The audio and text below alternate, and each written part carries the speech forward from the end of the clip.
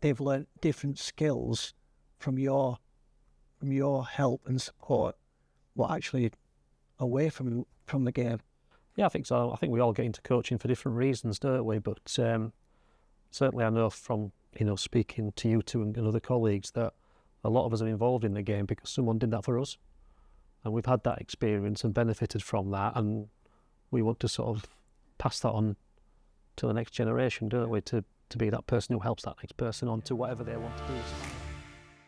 I'm Chris Brammall and I'm joined by my colleague Claire and John. And we're going to be talking about putting the person first and the player second. Let's start with the first card. Okay, I'll come to you, Claire, if that's okay. What does putting the person first and the player second mean to you? I think it's knowing that football isn't just the only thing that they've got going on in their life. If I'm dealing with the girl in front of me or a boy, whoever, they've got other things that either siblings, caring needs. That 1 hour, 3 hours, 4 hours that we've got, it's really important to make sure that we're valuing them as the whole person in addition to them being a football in front of you. Okay, good. John, any thoughts from you? Yeah, it's just about knowing the player, whoever they are. You need to know a little bit more about them, so you can you can do your educational side around that person. Yeah, I think it's important, isn't it, to know that a little bit around the background as well, of the family, maybe where they've played before, where they've been coached before, exploring all those sorts of things as well, because it's I think those are important things that feed into knowing that person, aren't they? In my past roles when I've been in charge of all the coaches, is I know all the coaches, whether the families, where they live, where they work, what they do in their spare time, and I think that actually has a framework around how you react and put challenges towards the coach as well, where you know all them factors. Yeah, Building relationships, isn't it? Yeah, definitely. Yeah, definitely it's about relationships. I think the important one for me is around knowing why they're there, what's their motivations, why they're coming along, what they're after, and then responding to those, because they could all be there for different reasons. I don't think we should assume why they're there. I think we need to ask them that question and find out.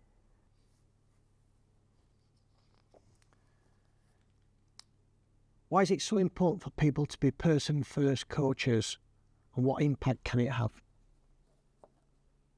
I think it's really important to put the person at the heart of your coaching and what you're doing, because ultimately we're trying to help the people that are in front of us to get better, whatever that is, whether it's dribbling, passing, shooting, whether it's communication skills, whether it's developing the resilience, the confidence, all those sort of skills that football can develop. I think we have to put the person at the heart of that, because they're the ones that we're trying to help. So they've got to be at the heart of it, I think.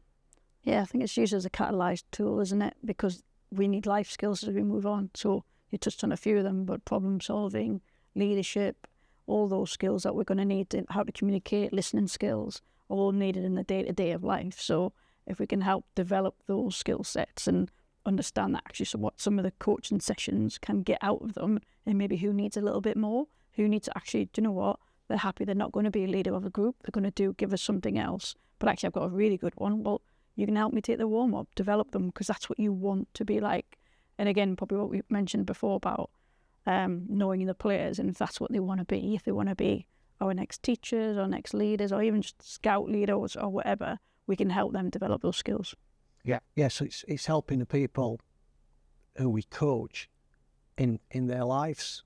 So it's basically helping with life skills. Yeah, absolutely. And you'll get some of the players that are with you in your team, and they'll have strength in certain areas and they'll need help in other areas. So you might have a player who's really strong at the technical side of the game, but might need a bit of help socially with sort of teamwork skills and things like that. So I think putting the person at the heart of it, looking beyond the football, is really important. Yeah, and I think sometimes, when you see the people later in life and they've made other pathways, you think you might have contributed to that in your practices. Yeah, I've seen too many. Yeah. So yeah, there's a few generations that have come through, and they're now doctors, lawyers. You know, they might be involved in sport. They might be a professional player as well, but they've needed some of the skill sets that you've given them to become. So if they're self-analytical, they're goal-setting, if they can manage and organise themselves, if they can be part of teams, and you know all those skills that we're going to need, interpersonal skill sets that are needed day-to-day life. You'd hope that you were just a part of that to kind of needing them to be adults as they grow up. Yeah. So the cycle would be player, help them to become coaches, and then management, some kind of in sport, and come back. And I can imagine people now being players, and now they're academy managers and chief execs of certain areas. You go, really, they've learned different skills from your help and support, what actually away from the game. Yeah, I think so. I think we all get into coaching for different reasons, don't we? But certainly I know from speaking to you two and other colleagues that a lot of us are involved in the game because someone did that for us, and we've had that experience and benefited from that, and we want to sort of pass that on to the next generation, don't we? To be that person who helps that next person on to whatever they want to do is fine, and that might go on to play football the rest of their life. It might be to referee, it might be to get involved in the development side of the game, or it might be something nothing to do with football, but it's a life skill that helps them do what they want to do. And certainly I've benefited from that, from teachers I've had or coaches I've had myself. It's I guess that's why I get up and do it. Yeah, it's like you're kind of a mentor. Yeah, start of like a young mentor starting through. I think so. Modeling. Yeah, you're their role model. That's it. Because like I said, lots of players and the people who you're with, it's not necessarily how you made more about how they make you feel, not necessarily about what you coach them. So have you got all the knowledge of the game? Maybe not, but did you make them feel part and they're wanted and they felt respected, and knowing how to treat others, they're going to take those behaviours and pass those on and role model them on into their other out-of-day lives. Question, next one. What things should coaches know about their players in order to be person first coached? Well, I think we've discussed this previously as well. You need to know the person. If you're in charge of coaches or head of coaching to a degree, you need to know what the coaches do, what the families are, what do they do, what do they do for the pastime, what do they do in their part-time, their full-time work. How does it affect them coming into football to coach teams or players? What obstacles do they have to overcome to get to your practices, say for 5 o'clock throughout the day? What obstacles do they have to do, and can you support them in that? Yeah, and it's the same for the players that you're working with. Putting the person first and understanding them. It's understanding why they're there, what are the motivations. Are they there just because their mates are there? Are they there because they want to become a professional footballer eventually? Are they there because they get dropped off and they get told they've got to go? So what are the reasons for them being there? And I think that's a good start point in asking and finding out from the players that then you start to understand their motivations. You start to understand their behaviours when they're with you at training or on match days, perhaps. Then you can start to really sort of get to know them as time passes around family life, what they like, what they enjoy, what other interests they've got, what's going on at school, what's going on in their education. Obviously, depending on the age, they might be changing schools, probably going through a lot of physical changes in their life as well in terms of growing. Puberty and things like that. So there's a whole lot going on that I think as a coach it's just good. It's good to be aware of these things. I think grassroots coaches are really good at doing that. They get to know their players really outside the game really. They have functions, and their Sundays sometimes takes all Sunday to do because they're going to have something to eat after, and social settings, isn't it? Yeah, so it's a social. Yeah, definitely. And part of the game, they probably the hour they play is only a small part of the Sunday what they're having. I think if we're looking at youth pathway and kind of talent pathway, it's about sometimes some will disassociate from knowing the person because they're in a shirt, they're in a club environment, so they actually get known as the club first and the person second. Can be bad practice at times where sometimes you challenge the coaches that you're working with to speak to them and say, look, try to get to know the boy, the girl in front of you first and foremost, because they're all different. They all wear the same top, but they're all different of how they've actually reached you. So some might have been there all their life. So as soon as they turned 6, 7 years old, they might have been part of that club and they've got a really long, some might be the first day.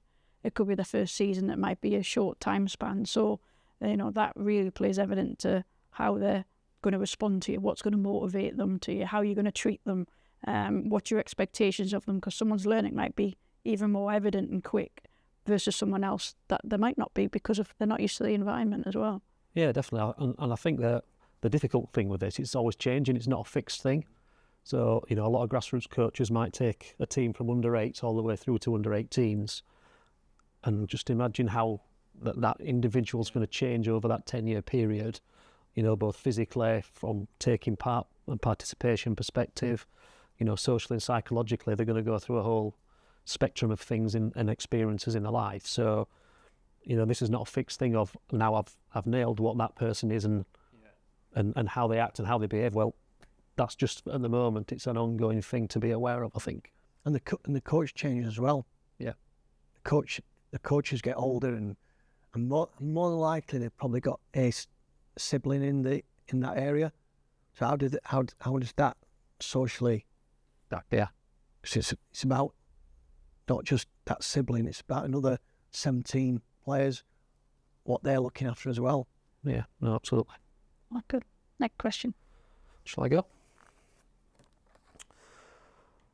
All right. How can coaches put the person first at training? So specifically thinking about training now, how can we put the person first at training?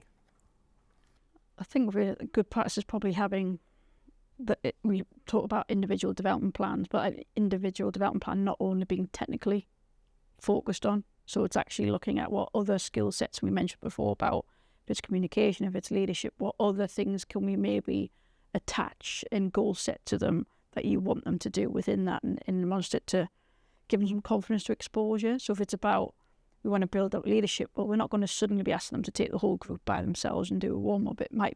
We might be building that to, is a group of 3, we're now going to deliver a session, us 3 together. So I'm in a bit of a comfort zone with my peers, but eventually at a point when we go down the season, they'll be taking sessions by themselves and delivering or giving some ownership to say, okay, we've got a half-time little talk, give some feedback to your players, go little one-to-ones. And so the planning stages of that can be really important, just as well as them being able to kick a ball and the technical aspects, but also the other skill sets of what can we get them to do and what sessions and practices can we put on to try and expose some of them just for the player to get better.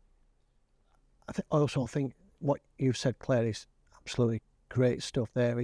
Is that the multidisciplinary team who support you, i.e. your co-coach or whatever, needs to be involved in the process as well, because they're part of that journey, and they're part of that journey of the people what are coming to your practices.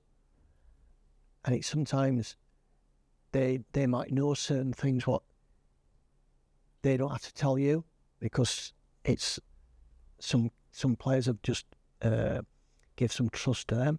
So the word trust is massive in my eyes. The players trust, they might trust your assistant more than they trust you, or they might trust the sports science side if in the academies and whatever. So we have some players sometimes what actually just go and speak to some certain people, and they might not be influenced in their progress. It's just that they want to speak to them and they trust them. Yeah.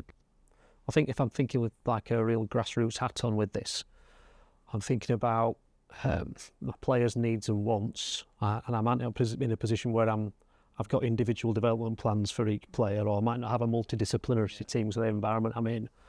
So how can I help? And I've got to think about giving equal time and energy and effort to all the players to help all of them. So I'm not just helping a certain few. And I guess I've just got to look at it, if we think of maybe like the FA four-corner model, you know, who's strong in these areas, who needs help in these areas. And every single player, whether they're regarded as the gifted and talented player of the bunch or the one that's striving to keep up, they've all got strengths wherever they are on that, and they've all got areas for development. And I guess my role is just to try and spot what those are and just help them with the bit they need to get better at. And I think if I'm doing that, then that's you know, the role, I think. And if you haven't got the multidisciplinary team round you, or you haven't got an assistant, and lots of grassroots people, lots of grassroots teams don't have that, how difficult is that for one person who's got another job, and he does this or she does this at an hour a week, but all them children want that service really, don't they? Yeah, and I think that's where this, which we might come on to talk about shortly, is this player-centred approach to coaching can really help you out in that situation and actually relieve some of the pressures off you by sharing responsibility with the players, which is then putting the person at the heart of it, I guess, which is what we're about. Good. Should we have another question?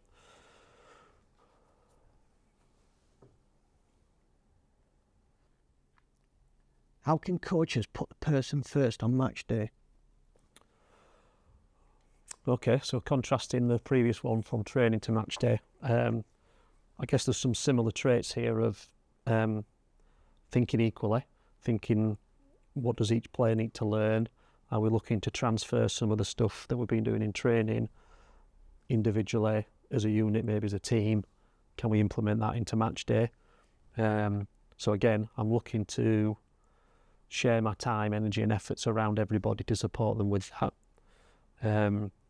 I guess it brings up the how much game time are people getting, and we're being fair with who's getting equal amounts of game time, and that's a real difficult one to balance. But making sure everybody gets some game time. But apart from that, I think a lot of the things transfer across. It doesn't suddenly change on match day from training.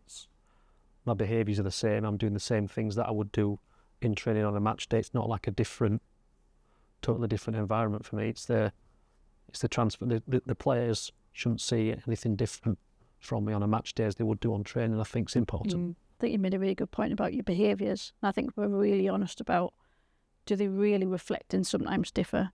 They may do, depending upon what the game is to us in the club. So we see it as that results orientated, and that's all I'm about, and it's just that one day, or do I see it as a continuous learning journey of where they are going to and where we want them to get to? Again, just relying on context of age, stage and development of where the players are at and who we're working with. Certainly a foundation phase is going to be different to the youth, to those pro that we're working up into the senior game. But also fundamentally we're human as well. So I think we've got to make sure we're taking the nature about from us, because we're people within ourselves as well. So I think our vulnerability and our exposure to be actually being accountable of that, sometimes we might get it wrong, and we are expecting players to get things wrong. So I think the reflectiveness on both sides to go, well, do you know what, you're going to try this, I'm going to try that as well, and show them some of those skills that you're going to want to do and want to try out is a great, and we mentioned before about role modelling, that's probably the key thing with that. It shouldn't be different. It can be different because our emotions are attached, and we are, like I said, emotional human beings to that. The ideal is it isn't, but it should be.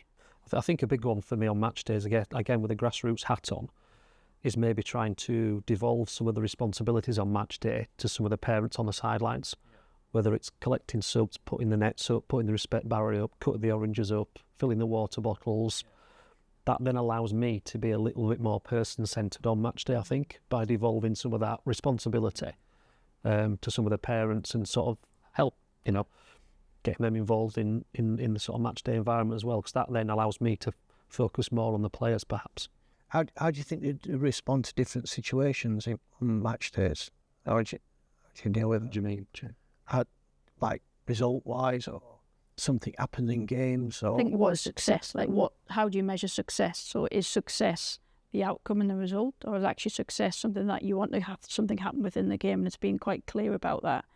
And again, I'm not going to take away, because winning is important in the game that we play, but it's how we win. It's probably where you, again, what you value with that, and it goes back to your culture, goes back to your environment, where you provide and focus upon. So it's effort and reward rather than actually what the outcome is. But actually, the outcome's still really nice. We're still going to win, but we've done it the best way. That's the icing on the cake. If we won and it hasn't been done in the right way, you know, it's a win, but it's not a win in that respect, because we might not be developing the players in the right behaviours or mindset or something that's went on. If we've done the right things and we haven't won, it's a win. So sometimes it's about that method and strategy of the culture, and it takes time. It's not going to happen overnight, and it's not going to happen in regards. But if we link what we said before about training into match days, and those behaviours are the same principles we're saying we're after, the culture that we're after, it should all kind of devolve into one. I think allocating, I use the word challenges often, you know, with the players around, right, can you do this in the game, link up with the person that was playing next to you. So set some challenges within the game, so there's more than one outcome. One outcome is the score, and that's important. But actually there's some other outcomes as well where they're measuring themselves. Well, I managed to get 8 successful passes in today, or whatever it might be, or I managed, you know, 4 successful one-on-one dribbles, something like that, whatever it might be. Because that then gives the players something to measure themselves against, and we're not just going against the scoreline all the time. Yeah, I mean, it's individualised to them, so it's putting the person first, you know. Good. Should we go for the question? Do you have any top tips to help coaches be person first while still catering for the whole team? Differentiated, isn't it? So it's definitely looking at the journey of who they are and where they're at. We mentioned before about maybe transitions of schools on them, noticing difference and maybe sharing that difference. I think having players and them understanding that we are all different and we have all our different strengths, but we're all valued the same, could be really important. It's definitely one thing. I think we need to we're not all black and white, we're not all made the same, and we all will need a kind of accumulation of everyone with different differences to help us make a really good one team. Yeah, I agree with that. And I also think there's, in addition to that as well, I think you mentioned the word sort of differentiation, really. It's around adapting your practices, your games, so that everybody's got an appropriate level of challenge, I think, so that everybody can achieve some success relative to where they're currently at on whatever we're trying to work on in that particular training session, maybe. You know, and there's a couple of little frameworks that you can use. A popular one is the step principle, whereby you can adjust and play around with the game to provide some individual challenges by changing the space, changing the task for a certain individual, or using different types of equipment, or changing the numbers. So rather than, you know, if you've got 10 players, does it always have to be 5v5? Why not have it 6v4? You know, so you're just playing around with games a little bit, using that step principle that allows you to sort of coach to everybody, but also then target it to individuals. So it's just, yeah, it's not just coaching to the middle. It's having little tricks where you can just make little adaptations and little conditions on games and things to just challenge people, I think. And sometimes we probably we don't realise how difficult it is for the coach the grassroots coach, which we've been discussing, Chris, how difficult that is for them to get the water bottles there, get the balls there, make sure the training's sorted out, do this, do that, and then also do individual work with the players and be a person-centred. Yeah. And make them better people. Because that's top and bottom of it is we need to make them people better. Yeah. To be better people, to be nice people, to respect and to be social within their lives. Yeah, I think you're absolutely right. It's just how can we help them in whatever they need that help in. And, you know, football and sport's a wonderful medium to be able to do that, isn't it? Yes. You know? Our behaviours and language are key. I think they're two common things that are coming up, aren't there? Language can just simply be as, I want you to do a task, off you go. So an individual task. Okay, now I want you to beat your beat your challenge. So if it's a simple one as they do keepy ups, I may be able to do 10, Chris, you can probably do 25, John can maybe only do 2. But if you say beat your own score, I'm not comparing myself to you, and I'm not comparing. So if we're looking at our own individual challenges, we can then maybe become a bit more self-focused, that bit, and getting them to reflect on themselves. If it's a type of coaching style or a way of doing it where it's a flyby and it's a one-to-one discussion where I'm not addressing the whole group, but I might be dealing with you and be like, do you want to make this harder or do you want to make it easier? And if they're in a way, and again, could be on that day, they wanted to make it easier because they've just got other stuff going on, if it's exam or whatever, then they might say, can I make it easier? Brilliant. Okay, no problem. You might want it harder because you want a good focus and a stress about it. Brilliant. We're managing those challenges that are, one, providing success, or also just keeping them focused and motivated in the session.